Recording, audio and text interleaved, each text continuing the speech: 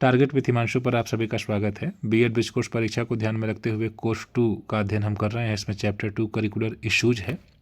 Curricular issues से आशय है पाठ्यचर्या को लागू करते समय हमारे सामने क्या इश्यूज आते हैं, क्या चैलेंजेस आते हैं। उनमें ही एक यह कि बच्चों के सीखने की गति अलग अलग होती है। कुछ बच्चे बहुत तेज़ी से सीखते हैं, कुछ धीरे सीखते हैं। कुछ बच्चों की पृष्ठभूमि अलग अलग होती है। कुछ बच्चे सामाजिक रूप से मजबूत वर्ग से या वंचित वर्ग से कुछ बच्चे होते हैं। तो अलग अलग बच्चों की रिक्वायरमेंट होती है। उसी को ध्यान में रखते हुए हमें अलग अलग प्रकार से अलग अलग पद्धति के द्वारा बच्चों को सिखाने का या समझाने का प्रयास करना होता है और सभी बच्चों को एक साथ लेकर चलना होता है। एक्चुअली इंक्लूजन उसी चीज़ को स्पष्ट करता है। और देखा जाए तो शिक्षा का उद्देश्य क्या है? सिर्फ बच्चों को किताब पढ़ा देना और किताब का ज्ञान दे देना नहीं है। हम एक शिक्षक के रूप में यह जानते हैं कि हमें बच्चे का सर्वांगीण विकास करना है। हम ये देखते हैं कि बच्चे एक जैसे नहीं रहते हैं। कुछ तेज़ी से एक बार में हम जब किताब पढ़ाते हैं बच्चों को तो बच्चे तेज़ी से सीख लेते हैं, कुछ नहीं सीख पाते हैं। कुछ सामाजिक रूप से मजबूत होते हैं, कुछ वंचित वर्ग से रहते हैं। कुछ बच्चों की शारीरिक या मानसिक विशेष आवश्यकताएं होती हैं। अगर एक ही पाठ्यक्रम आप सभी बच्चों पर लागू कर दें, आपने देखा होगा किताबें जब हम पढ़ाते हैं तो कुछ चैप्टर्स बहुत आसान होते हैं, उसको बच्चे आसानी से याद कर लेते हैं। कुछ चैप्टर्स कठिन लगते हैं। तो अगर सिर्फ सामान्य बच्चे या औसत बच्चे को ध्यान में रखकर ही हमारा पाठ्यक्रम तैयार किया जाए तो बहुत से ऐसे बच्चे हैं जो मुख्य शिक्षा, जो बच्चे की शिक्षा है उससे पिछड़ जाएंगे, मुख्य धारा से पिछड़ जाएंगे, डिस्कनेक्ट हो जाएंगे। और यहीं से समावेशन की अवधारणा सामने आती है जो करिकुलर इश्यूज में इंक्लूजन है। तो हमारा पाठ्यचर्या या पाठ इस प्रकार की होनी चाहिए जिसमें सभी बच्चों को मौका मिले। और आपको हमने पहले भी यह स्पष्ट किया है कि पाठ्यचर्या क्या है। वह पाठ्यवस्तु जो आप पढ़ाते हैं, वह गतिविधियां जो विद्यालय में कराते हैं, जिन शिक्षण विधियों का आप प्रयोग करते हैं, आपके मूल्यांकन की प्रक्रिया जिसमें आप सतत मूल्यांकन बच्चे का कर रहे होते हैं, सह पाठ्यक्रम गतिविधियाँ, पाठ्यक्रम के अलावा अन्य जो गतिविधियाँ बच्चे के साथ करते हैं और जो बच्चे का अनुभव विद्यालय में रहता है और जीवन से जुड़ी सीख, ये सारी चीज़ें करिकुलर इश्यूज के अंतर्गत आती हैं। तो बच्चे का समग्र अनुभव जो शैक्षिक है विद्यालय में, वह सभी पाठ्यचर्या का ही हिस्सा है। अब इसमें समावेशन क्या है? समावेशन मतलब सबको साथ लेकर चलना। ठीक है, शिक्षा व्यवस्था और पाठ्यक्रम की आप ऐसी रचना करें जिसमें सभी प्रकार के बच्चों, चाहे उनकी भिन्नताएं अलग अलग हों, क्षमताएं अलग हों, आवश्यकताएं अलग हों, उनकी अलग अलग पृष्ठभूमि, इसके बावजूद सबको समान सीखने के अवसर प्राप्त हों। तो यही समावेशन है। एक कक्षा में पढ़ाते समय कुछ बच्चे बहुत तेज़ी से सवालों को लगाते हैं, कुछ बच्चे पिछड़े रह जाते हैं। तो अगर हम सिर्फ तेज बच्चे को लेकर चलें और उसी को बताते हुए, उसी को समझाते हुए चलें तो जो पिछड़े बच्चे हैं वे और ज़्यादा पिछड़ जाएंगे। तो उनका जो लर्निंग गैप है वो और बड़ा हो जाएगा और एक समय के बाद फिर वे अपने आप को कमज़ोर समझेंगे और इतना कमज़ोर समझेंगे कि फिर विद्यालय से दूरी बना लेते हैं। तो ऐसा नहीं होना चाहिए। ठीक है, तो करिकुलर इश्यूज में इंक्लूजन क्या है? पाठ्यक्रम किसी एक वर्ग के लिए नहीं बल्कि सभी बच्चों के लिए हो। हमने देखा है हमारी किताबें कुछ इस प्रकार से होती हैं कि कुछ चीज़ें आसान हों, कुछ चीज़ें बच्चों के लिए जिस प्रकार से खेल संबंधित गतिविधियाँ बच्चे उसमें गीत करते हैं, बच्चे अपने आसपास की चीज़ों को गतिविधियों के माध्यम से करने का प्रयास करते हैं, सीखते हैं। तो हर प्रकार से बच्चों को कनेक्ट, जो बच्चा जिस प्रकार, जो कुछ बच्चे किताब को पढ़ने के शौकीन है तो उनके लिए उसी प्रकार की चीज़ें भी रहती हैं।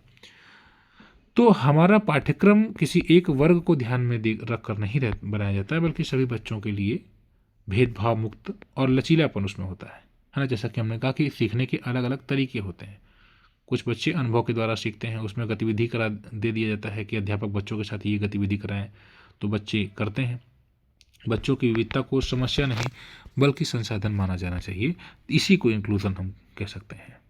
अब आप अपनी कक्षा में विविधता क्या देखते हैं, क्या इश्यूज है? इश्यूज ये रहता है कि शैक्षणिक विविधता होती है बच्चों में, यानी कुछ बच्चे तेज़ी से सीखते हैं, कुछ औसत बच्चे होते हैं, कुछ बहुत धीमे सीखने वाले बच्चे होते हैं। तो ये शैक्षणिक विविधता हमारे विद्यालयों में, कक्षाओं में देखी जाती है। हमारे विद्यालयों में सामाजिक आर्थिक विविधता भी देखी जाती है। कुछ गरीब परिवार के बच्चे होते हैं, कुछ मध्यम वर्ग के और कुछ पहली पीढ़ी के होते हैं, यानी जिनके घर में कोई पढ़ा लिखा नहीं रहता है, उन्हें परिवार से किसी प्रकार का सपोर्ट पढ़ाई के मामले में नहीं मिल पाता है क्योंकि माता पिता स्वयं भी शिक्षित नहीं है। तो ऐसे बच्चों को पढ़ाना और फिर मध्यम वर्ग के बच्चों या फिर गरीब परिवार के बच्चों, सबको पढ़ाना पड़ता है एक साथ। तो वो भी एक आपके सामने इश्यूज है, एक इश्यू है। हम ये भी देखते हैं कुछ बच्चे अलग भाषा में बात करते हैं, अपने मातृभाषा में भोजपुरी में अगर हम बात करते हैं, कुछ हिंदी में बात करते हैं, कुछ पंजाबी में बात करते हैं। तो बच्चों की मातृभाषाएं अलग हो सकती हैं, स्कूल की भाषा अलग होती है। इससे बच्चे कहीं न कहीं चीज़ों को बेहतर तरीके से समझने में समस्या महसूस करते हैं।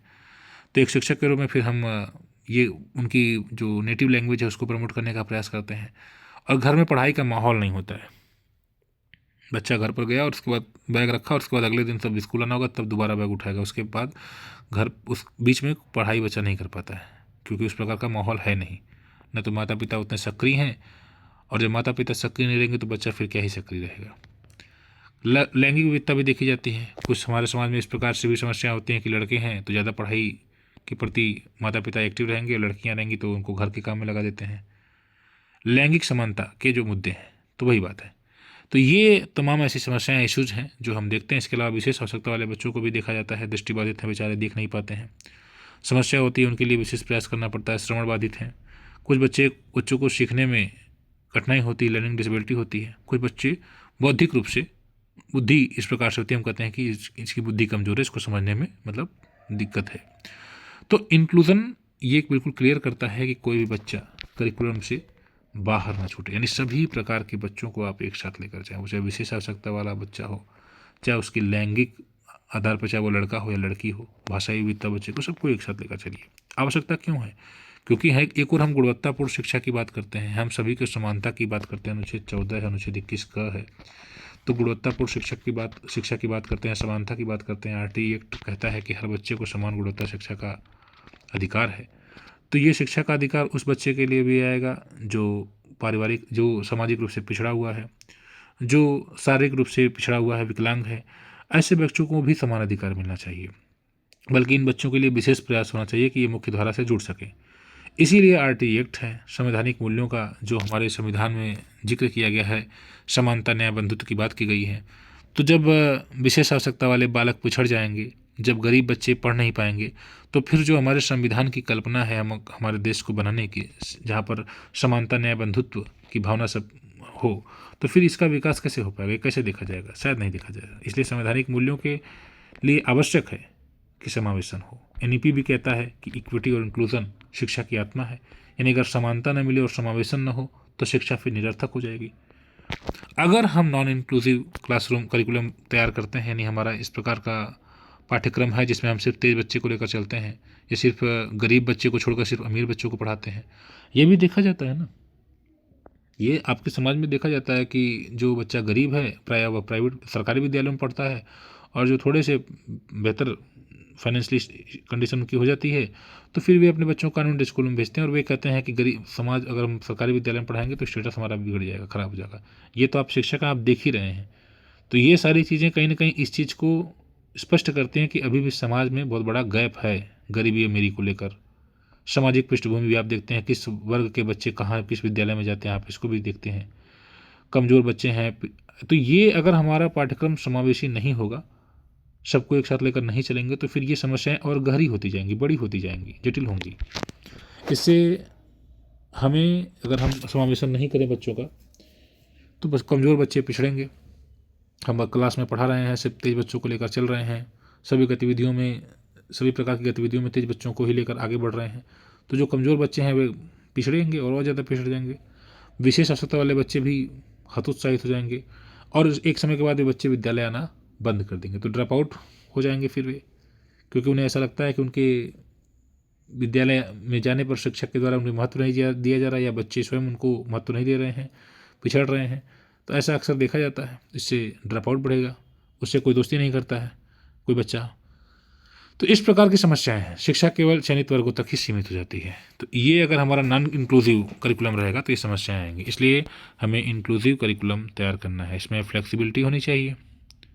फ्लेक्सिबिलिटी, ये विशेषताएं हैं इंक्लूसिव की, कि एक ही विषय को सिखाने के कई तरीके हैं। ठीक है, आप बच्चे को गणित पढ़ा रहे हैं, तो गणित पढ़ाते समय व्यवहारिक रूप से आप दो बच्चों को, बच्चे अगर आपस में दुकान खेलते हैं कि तुम्हारे पास इतना चॉकलेट है, तुमने इतना चॉकलेट दे दिया, इसको कितना आया, आप इस प्रकार से बच्चों के आपस में गतिविधि कराकर, कविताओं के माध्यम से गाना बच्चे प्रस्तुत कर रहे हैं, आप उसमें कुछ शब्दों को प्रयोग कर दे रहे हैं, गणितीय संख्याओं को, संक्रियाओं को आप सिखाने का प्रयास कर रहे हैं। आप बच्चों के सामने चित्र बनाकर दिखा रहे हैं कि देखो ये इसमें पास 4 चिड़िया हैं, 2 चिड़िया उड़ गई, कितनी चिड़िया बची। आप मोबाइल के माध्यम से बच्चों को दिखा दे रहे हैं कि देखो इस प्रकार से जोड़ा जाता है। आप बच्चों से कह दे रहे हैं कंकड़ लेकर आओ, कंकड़ बच्चे लेकर आ रहे हैं, कंकड़ निकाल रहे हैं, डाल रहे हैं, 8 कंकड़ है, 4 कंकड़ और मिला दिए, कितने कंकड़ हो गए। तो आप बच्चों को पढ़ाते समय कई तरीकों का प्रयोग करते हैं। तो आपका जो पाठ्यक्रम है वह उसमें फ्लेक्सिबिलिटी है, लचीलापन है, ठीक है। और बच्चे को ध्यान में रखकर आप अपना जो भी करिकुलम है उसको लागू कर रहे हैं। यानी शिक्षक केंद्रित नहीं कि अध्यापक कहेंगे नहीं मुझे इसमें दिक्कत है, ऐसा अध्यापक नहीं कर सकते। अध्यापक बच्चे को देखें, बच्चा जैसे समझ रहा है वैसे समझाएं, ये अध्यापक के लिए आवश्यक है। हमारा पाठ्यक्रम शिक्षक केंद्रित नहीं होना चाहिए, बाल केंद्रित होना चाहिए। और अलग अलग लर्निंग स्टाइल है, जैसे आप जैसा कहा कि विजुअल्स दिखा सकते हैं, ऑडिटरी बच्चों को सुना सकते हैं, कैनेस्थेटिक मोड से आप बच्चों को सिखा सकते हैं, इनके थ्रू भी आप बच्चों को सिखा सकते हैं। इसके अलावा लोकल कॉन्टेक्स्ट में जैसे स्थानीय उदाहरण दे सकते हैं, बच्चों के जीवन से जुड़े अनुभवों को भी आप शेयर कर सकते हैं, ठीक है। जब बच्चे के जीवन से जुड़े अनुभव को आप शेयर करेंगे कि हाँ तुमने वहाँ पर क्या देखा था, तो बच्चा अपने अनुभव को बताता है तो बड़ा खुश होता है जब उसकी बातचीत होती है। तो ये चीज़ हमको करना है। तो टीचिंग लर्निंग में हम इंक्लूजन को अगर देखें तो स्ट्रेटजी क्या है, जैसा कि अभी हमने कहा कि हम अभी इस सब पर हमने चर्चा की, कहानी हम बच्चों को सुना रहे हैं, खेल समूह में कोई गतिविधि करा रहे हैं, ठीक है। तो सभी प्रकार के बच्चे, कोई बच्चा पिछड़ा हुआ है, कमज़ोर है, वो भी उसमें शामिल हो जाएगा, तो उसे ऐसा लगेगा कि मुझे भी महत्व दिया जा रहा है। कोई भूमिका अभिनय, अक्सर हम देखते हैं जब पढ़ने में बच्चे कमज़ोर रहते हैं तो हम नाटक वगैरह कराते हैं, कोई एक्टिविटी कराते हैं, तो वे बच्चे भी आ जाते हैं जो पढ़ने में पिछड़े रहते हैं, वे भी अपने भूमिका को फिर अदा करते हैं। चित्र और चार्ट के माध्यम से हम बच्चों को कनेक्ट करते हैं, तो इससे हर बच्चा अपनी क्षमता के अनुसार सीख पाता है, ठीक है। असेसमेंट में भी देखिए, मूल्यांकन हमारा ऐसा नहीं है कि लिखित परीक्षा के आधार पर हम मूल्यांकन करें।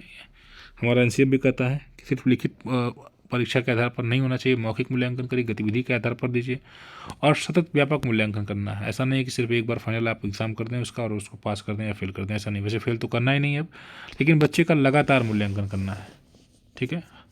जब बच्चा सीख रहा है, सीखने की प्रक्रिया के दौरान, सीखने के पूर्व, सीखने के उपरांत लगातार आपको मूल्यांकन बच्चे का करते रहना है। आप जैसे बच्चे को कोई अध्याय पढ़ा रहे हैं, उससे संबंधित प्रश्न पूछ रहे हैं, पढ़ाते से पढ़ाते कुछ प्रश्न पूछ रहे हैं, चित्र देखकर वर्णन करवा रहे हैं बच्चे से, चित्र देखो, अपने बच्चों को कोई चित्र दिखाया और उससे पूछा कि बताओ उसमें क्या क्या देख रहे हैं, उसके बारे में क्या बच्चा विचार बनाता है, आपको बताता है, समूह प्रस्तुति आप करवाते हैं। टेक्स्ट बुक में भी इंक्लूजन आपकी किताबों में देखें तो लड़के लड़कियों की समान भूमिका हो, सभी जाति वर्ग का प्रतिनिधित्व हो, दिव्यांग बच्चों को सकारात्मक रूप में दिखाया जाए।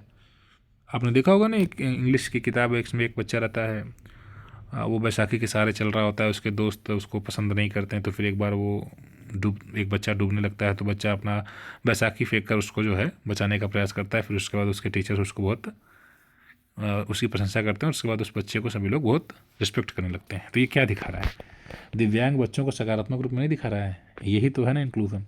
तो इस प्रकार से भी हमारी पाठ्य पुस्तकें होती हैं, किसी प्रकार की रूढ़िवादिता न हो, ये भी ध्यान दीजिएगा। तो ये तमाम चीज़ें, इसमें शिक्षक की भूमिका यह है कि शिक्षक बच्चों की विविधता को समझें, ठीक है, कि बच्चा अलग अलग पृष्ठभूमि का, बच्चे के पास अगर मतलब नहीं समझ में आ रहा, अभी आपने देखा होगा कि हम जब बच्चों को देखते हैं तो कुछ बच्चों के पास किताब नहीं रहती है, कापी नहीं रहती है, तो अब हम लगे मारने उसको कि तुम्हारे पास कापी नहीं है, लगे मारने। तो हो सकता है कि उसकी समस्या हो, उसके पास किताबें नहीं हो सकती हैं, गरीब परिवार से बच्चा है। तो हमें देखना होगा कि बच्चे की समस्या क्या है, हमको उसके प्रति सेंसिटिव रहना होगा, तुलना नहीं करना होगा। हम उस बच्चे से नहीं कहेंगे देखो इसके पास कापी है, तुम्हारे पास कापी नहीं है। बच्चे के अंदर अपने प्रति इन्फिनिटी कॉम्प्लेक्स हो जाएगी, यानी कि हीन भावना आ जाएगी, तो ये चीज़ नहीं होना चाहिए। हमें सहयोगात्मक वातावरण अपनाना चाहिए, ठीक, और सहानुभूति और धैर्य रखना चाहिए, ठीक है। विद्यालय वगैरह में इंक्लूजन के लिए आप रैंप वगैरह बनवाया जाता है, रेलिंग वगैरह बनवाया जाए, ताकि बच्चे बेहतर तरीके से उसमें भी, जो बच्चों को चलने में दिक्कत हो, रैंप के सहारे चलें। अनुकूल शौचालय हमें बनवाए, लड़के लड़कियों के लिए अलग अलग शौचालय इसलिए बनते हैं। ये सारी चीज़ें समावेश हमको बता रहे हैं, ठीक है, ठीक। अब दिव्यांग शौचालय अलग से बनता है, और सुरक्षित और स्वागतपूर्ण वातावरण बनाना चाहिए, ठीक है ना। तो NEP 20 की बात करें उसमें इंक्लूजन, तो सोशियो इकोनॉमिकली जो डिसएडवांटेज ग्रुप है, जो सामाजिक रूप से और आर्थिक रूप से पिछड़ा हुआ ग्रुप है, उस पर विशेष ध्यान देना है। हमें जेंडर इंक्लूजन करना है, यानी कि जो ये मानसिकता है कि नहीं ये लड़की है, ये क्या करेगी पढ़कर, ये लड़का घर पर रहेगी, काम करेगी, अक्सर ये इस चीज़ को हमें मिटाना है। सबको समावेशन करना है, चाहे लड़की हो चाहे लड़का। और मल्टीलिंगुअल एजुकेशन, हमें कई भाषाओं में हमें शिक्षा पर जोर देना है, ठीक है। यदि कक्षा 3 में भाषा पढ़ाई जा रही है तो एक बच्चा कहानी सुनकर समझ रहा है, दूसरा चित्र देखकर और तीसरा अभिनय करके। जब हम चित्र, हमारी किताबों में चित्र नहीं दिया रहता है, चित्र भी दिया रहता है, चित्र के माध्यम से बच्चे समझते हैं उसको। कुछ बच्चे बिना चित्र के समझते हैं, लेकिन कुछ बच्चों को समझने के लिए चित्र की आवश्यकता होती है, तो ये चित्र के सहारे पढ़ते हैं। तो समावेशी पाठ्यक्रम तीनों को अवसर देगा, यानी जो कहानी सुनकर समझा, चित्र देखकर या अभिनय करके। चैलेंजेस क्या है? हमारे सामने चैलेंजेस ये है कि संसाधनों की कमी रहती है, ठीक है। अब हमारे पास सभी प्रकार के संसाधन उपलब्ध नहीं है, शिक्षकों का प्रशिक्षण पर्याप्त नहीं हो पाता है कि अगर अलग अलग समावेशी शिक्षा, अब आप देखें कि हमारी BRC है या डाइट पर ट्रेनिंग कितनी होती है समावेशी शिक्षा की, बहुत कम। तो ये अलग अलग ट्रेनिंग्स होती हैं, लेकिन उसमें विशेष रूप से जैसे अगर हमारे सामने जो कक्षा में विविधताएं हैं उसको लेकर हम किस प्रकार से बच्चों को पढ़ाएं, इसको लेकर स्पेशलाइज्ड ट्रेनिंग प्रोग्राम्स की लगातार कमी रहती है, ठीक है। और कुछ मानसिकता की भी समस्या रहती है, जैसे शिक्षक अगर कोई बच्चा नहीं आ रहा है कई दिनों से, या कोई बच्चा पिछड़े हुए हैं, तो शिक्षक ही कह देते हैं कि ये पढ़ने में बहुत कमज़ोर है या इसको ये नहीं आता है। बच्चा स्वयं भी ये कहता है कि मुझको नहीं आता है सर, ये बच्चे भी कभी कभी कह देते हैं। तो मानसिकता की भी समस्या होती है, कभी कभी ये चीज़ नुकसान करती है। समाधान यह है कि शिक्षकों को प्रशिक्षित किया जाए, पाठ्यक्रम में सुधार किया जाए और समुदाय की भागीदारी की जाए, ठीक है। तो अंत में हम कंक्लूड करते हैं कि करिकुलर इश्यूज अगर है, जो करिकुलर इशू हम पढ़ रहे हैं उसमें इंक्लूजन में ऐसा पाठ्यक्रम जो विविधताओं को स्वीकार करते हुए सभी बच्चों को सम्मानजनक और सार्थक सीखने का अवसर प्रदान करेगा, ठीक है। ये इंक्लूजन से है। और समावेशी पाठ्यक्रम का मतलब केवल शिक्षा की गुणवत्ता नहीं बढ़ाना है, बल्कि समतामूलक और संवेदनशील समाज के निर्माण में सहायक होना है, ठीक है। तो ये हमारे पाठ्यक्रम का अनिवार्य तत्व है इंक्लूजन, यानी सबको हम इंक्लूड करके लेकर चलें। NEP 20 में भी इंक्लूजन को केंद्र में रखा गया और समावेशी पाठ्यक्रम विविधताओं को अवसर में बदल देता है। तो इस प्रकार से आपने इस पार्ट को भी कवर कर लिया। इससे संबंधित स्टडी नोट्स अगर आप प्राप्त करना चाहते हैं तो इस नंबर से व्हाट्सएप के थ्रू आप जुड़ सकते हैं। इसमें आपको अभी तो फिलहाल के लिए डेली स्टडी मटेरियल्स PDF के रूप में आपको प्रोवाइड किए जा रहे हैं, एग्जाम ओरिएंटेड, ठीक है, जो आपके लिए इस कोर्स के एग्जाम के लिए बहुत हेल्पफुल होंगे। तो आप इस नंबर के थ्रू व्हाट्सएप से हमारे आप जुड़ सकते हैं। धन्यवाद।